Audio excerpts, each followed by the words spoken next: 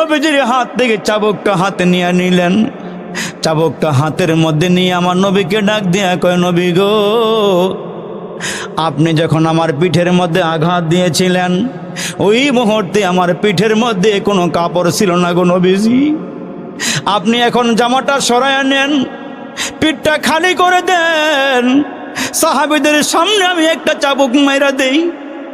আমার নবী ডাক দিয়া কয়, ও কসারে দাঁড়া, প্রতিশোধ মাপ না করে আমি কবরে যাইতে চাই না রে।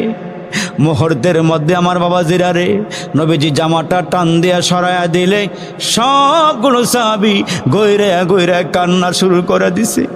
চোখের পানি দিয়া মনে হয় যেন জোয়ারের মতন পানি বাসা শুরু হয়ে গেছে। আমার যুবক বন্ধুরা রে, হযরতে উকাশা নবীর সামনে গিয়ে দাঁড়ায়া, আমার নবীর পিছনে গিয়ে দাঁড়াইয়া আমার নবীজির দুই কাঁধের মাঝখানে খতমে নবুয়াতের সিল লাগানো ছিল, খতমে নবুয়াতের মোহর লাগানো ছিল। হযরতে উকাশা হাতের চাবুকটা ফালাইয়া দিয়া পিছন দিক দিয়া জড়াইয়া ধইরা ওই খতমে নবুয়াতের মোহরের মধ্যে চুমা খাওয়া শুরু করে দিলেন। খতমে নবুয়াতের সিলমোহরের মধ্যে চুমা খাইতেছেন আর বলতেছেন, নবী গো, আপনার যেমনে মনে চায় তেমনে আমারে শাস্তি দেন।